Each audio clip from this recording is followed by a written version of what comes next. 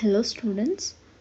So in previous class we have discussed about Eastern Ghats and Podu. So today we are going to discuss about the continuation part of Podu. So in last class only a few points we have discussed about this Podu. So today we are going to finish it completely. So we will revise it once again. So what is Podu here? It is a koyas. They will grow the crops using a technique called Podu. So what they will do, first of all, it is called it as also what the shifting agriculture or else jump cultivation. So in Andhra Pradesh, Chhattisgarh, in Arunachal Pradesh, etc. like these states also they will use the shifting cultivation. And what these koyas will do, they will burn the patch of land and they will grow there the crops for few years, and after that they will leave the land to grow the forest once again, and after that they will change the places, right? They will move to another place. So by after burning this, after growing the crops for the few years, what they will do, they will grow the they will leave that place, they will move to another site, another area. They will clear the patches of forest and they will allow to grow the other crops for few years. So like this way, there they will start keeping shifting agriculture like this. For every few years, they will return to these plots after many years. It means for every few years, they will change the land, they will change the area like this. In the hills, it stops raining around November. In which season the rain will stop here? In November season. The koyas who are there, they will use their axes to clear patches of forest in the month of December. They will also allow the logs of wood to lie there and dry on the field for few months. These are then burnt in which months? April or May, just before it rains. When the rainy season will start at that area, what will happen? The ground is completely covered with what? Ashes, because before they are burnt that land, that's why the ground will be completely covered with what? Ashes. And with the arrival of rain in June, in June the rains will start, the people dribble seeds with the help of digging sticks. So like this way they sow the seeds of many different crops and they will start growing the crops there. They do not use the plough or anything. They will, and they use any they don't use any fertilizers also. One of the reasons for not using the plough on the hill slopes is what? That this would loosen the soil too much. This would lead to easy run of the topsoil during the rains.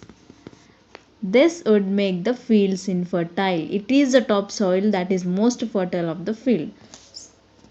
The farmers who are there, the farmers want the ashes and dead leaves to remain on the land and not get washed away, because the fertilizer will they will get, then the crops can grow very properly.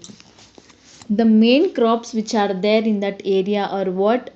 Jowar, maize and tubers, millets,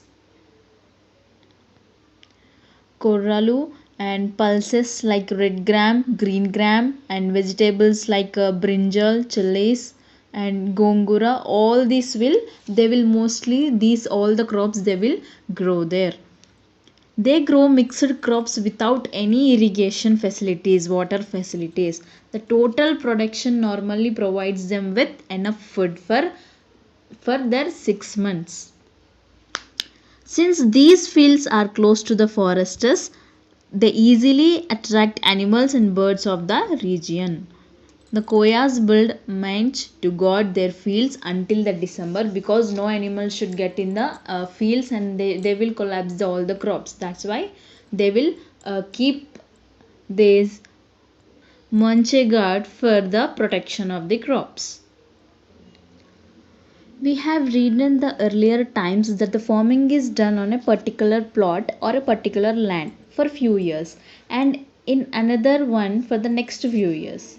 In olden days, in previous years, on an average, each family will be cleared 2 to 2.5 acres of forest land. The average yield of jawar per acre of Podu field is how much? 250 kilometers. Sorry, 250 kilograms. So each family harvested about how much? 600 kilograms of jawar, apart from 150 to 250 kilograms of small millets also with the jawar. Earlier, larger forest areas were available in the hills, but now the area which is available for Podu, it has decreased about 1 to 1.5 acres. This has lead to what? The reduced availability of food grains which are there for each family. It is reducing for the years. At the same time, the people are forced to come back to the same plot of their land earlier which they have been grown the crops. So before, because the forest area has decreased, so again what they have to do, because the forest area is decreasing, they are coming to the same place which has they cultivated previously to the plot. The rotation cycle has also become smaller to the soil, is not available to recover its fertility as earlier. Vegetable garden in the backyard. So how they will do a vegetable garden in their backyards? From a distance, we can notice that the houses in some villages had a neat bamboo fences around the background with the leveled land, equal land. This was quite unlike the stony and sloping agriculture fields. This backyard provide a space for small kitchen garden. They can grow small crops for which will use to the kitchen, in our kitchen. In this small plot, they planted a few vegetables like beans, chilies, and fences had climbers like pumpkin. All this they can, which will useful in our kitchen. At times, the poultry was also kept within these fences. Some of them, like what? Goats, sheep, cattle, and dogs. The minor forest products. When we spoke with the people at the village, what we will realize? We will realize that the grains and vegetables which are produced in that villages, like Podu lands or their houses of the backyards, is insufficient for the families to survive throughout the year. So hence here the collection of forest produce and hunting plays a vital role in their livelihood. Not only the crops production, but also what? The hunting will play the main role in their lives.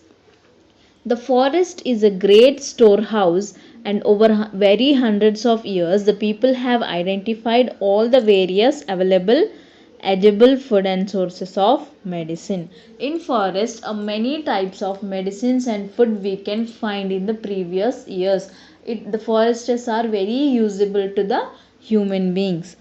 For if it is related to food also, it is related to other sources also, and it is related to medicines also. The people in this village depend upon the forest throughout the year. The tribal calendar is marked by the various season for the various edible fruits, the tubers, nuts, green leaves, and even for hunting small animals also.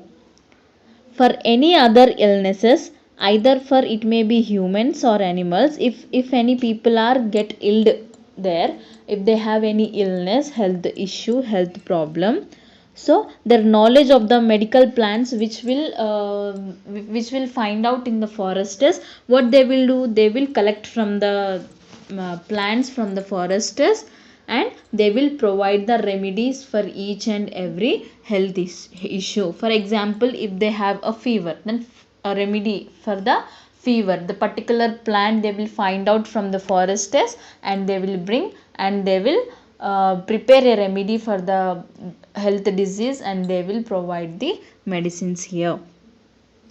Except for the few months during and after harvesting here, the tribal women and children are engaged, busy in what? Collection of edible forest produce. The two important forest products that they collect are what? The honey and bamboo shoots. These are the main two important accepts which the things the people will collect from the foresters here. The two important for so they collect honey from where? The trees, climbing them with the help of a single pole ladder. So how they will collect the honey here? Climbing upon the tree with the help of what? A single pole ladder. Then the tender bamboo shoots called what? Kari. What it called? A kari komulu. So they are collected from where? The tips of the bamboo bushes here. The shoots are cooked after the outer layers are removed. This is the great delicacy. The another important source of food for the families is that what? The juice of the plum tree. Especially in summers they will use this juice. All the members of a family, what they will do? They will work together on the fields, in the forest and in the hunting also. The main source for them to live is what? The uh, agriculture and plus hunting. Men do more work related to cattle rearing and agriculture. The women and children attend the gathering food from the forest and basket weaving. Some of the forest products are also sold in the weekly markets. You know, weekly markets daily it will for weekly wise of for one day they will keep a arrange a market. For example, mahua seeds, these are the major item that they will sell in the markets. With that money they earn by selling these products, they will earn money and they will purchase the items which are required for their daily requirement at home, the daily needs which are there, like for example clothes or food, shelter, whatever the daily needs requirements there, they will use for that other requirements also. Drinking water. So there are many natural springs are there which will provide the drinking water to the people in each and every village. So in the same way, the Podu village also they will provide the water. They will provide the drinking water with the many natural sources. Then there are streams that flow through the hills and later join rivers like Sabari or Godavari.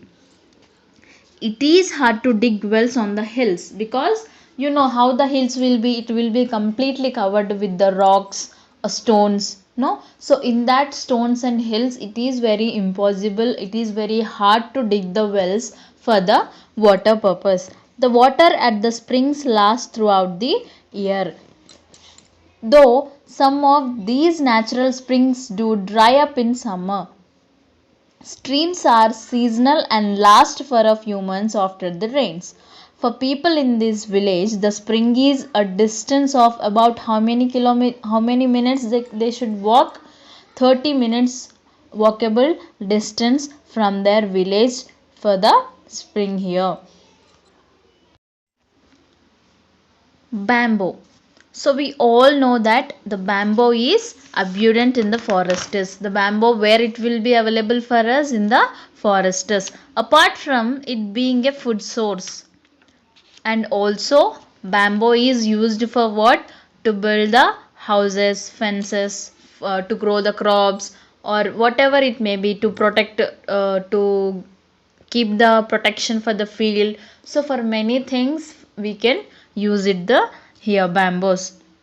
People also make baskets and windows, kitchen, like this the windows which will be there for the kitchens and the baskets. So all these things we can make it with the help of what? A bamboo. With it and sell them in the, so some you can see in the day weekly market, weekly once the market will be held, no, so in that market you can see some people will be sitting with the things which is made by the bamboo. So the paper mills also have the right to collect the bamboos from the forests because there are some agents who employ people in the village to cut and supply the bamboos for the paper mills. This provides some earning opportunities, some job opportunities to the people who are living in the villages. Initially, the wages were very low, but they have increased slowly over the last few years. These wage workers go collect for the bamboo when after the cropping season. They earn about how many? 150 rupees per each day. So like that, how many days they will go for the work, that many days for each day they will pay 150 rupees here. Houses and habitation. We have seen that the houses in Penugolu are mostly built of what? With the mud and the bamboo and the thatch. So there is a separate space to keep the animals and grow vegetables in the kitchen garden around the house. To grow the animals there will be a separate place, and to grow the crops for the vegetation for the kitchen purpose it is also have a separate place. There are fences also around the house. For what purpose? To protect the crops and animals. Each house is at a little distance from the other. The houses in Penugolu are at the top of the hills because it is completely a hilly region. There were 32 families living here, and the total population is how much? Only 124 members used to live. These settlements are not permanent. In case there is, if any epidemic or any other reason is there, then what they have to do? They can quickly abandon the settlement and they have to build their houses anywhere else. Customs. So what are the customs in this village? We will see now. So the tribal people in Penigolu, they will worship what? The gods of nature. They'll follow the festivals in the changing in the seasons. They worship as a stone like a idol god. They also worship burra. It means a round shaped dried bottle god, and tadu under the what? Under the tamarind tree. They call it Mutyalamma. They celebrate Elanam Padam. It means a Bhumi Puja. Next, Kodatala Panduga. So, Bimini Panduga, the festival of Vippa Povu. So, like this, a different customs are there in their villages. They will celebrate the festivals. They celebrate the Kodatala Panduga in which month? In September, in which they offer what? Vegetables to their deity and then eat them. All the major activities like sowing the seeds, harvesting, cultivation, collection of fruits from the forest's crops, all these begin after these festivals only. During these festivals, all the members of the tribe gather even if they are living in separate settlements. The future of Koyas. How the future will be, the Koyas' future will be. Even though the hill tribes are very few in number, but they have been following a pattern of life from the ancient times, which their previous the history, the people who are there, they are following the same process. They have a right to their way of life. They do not disturb the environment as compared to the modern agriculture. They will do their own work without disturbing anything. The forest they clear of for agriculture are taken care of, so they automatically regenerate after some years. However, with limited forest land available to them now, because all the foresters are cutting, so that's why there are a limited amount of the forest land is available for these people. Their way of life is under constant threat because when the foresters land has been, it is decreasing, then their future is also decreasing because they completely depend on what? The foresters. So when the foresters are only reducing, so it is a threat to their life here. Due to the constant felling of trees and over exploitation of bamboo by the paper mills, which needed daily supply of large quantities of bamboo. That's why they are cutting the forests. So the forests are getting depleted. In fact, for a long time, the livelihood of bridal people has have been repeatedly threatened. The forest officials try to stop the podu cultivation. The tribal people possess very intimate knowledge of the fruits of the forests and the forest environment. Considering the fact the needs of these people are few and the richness of the forest in which they live in immense, it would appear to be in great harmony with the nature. Should they do not have the right to do so? Yes, they have, because they have the complete knowledge about that, then they can have the all rights to do it. School and other such facilities available in the villages are, it is very limited, a few limited facilities are available here. There is just one school, Girijana Primary School. The nearest high school as well as hospital are at Vazedu, the Mandal headquarters, that is about 20 kilometers distance from their village. So it is very difficult to, if someone is getting illness, then it is very difficult to move a 20 kilometers immediately from their village distance, right? So by this what we can understand, the facilities are also very limited to the tribal people who are living in these villages. So by this class, your fifth chapter, the Penugolu, a village on the hills, has finished. So in next class we will start with a new chapter.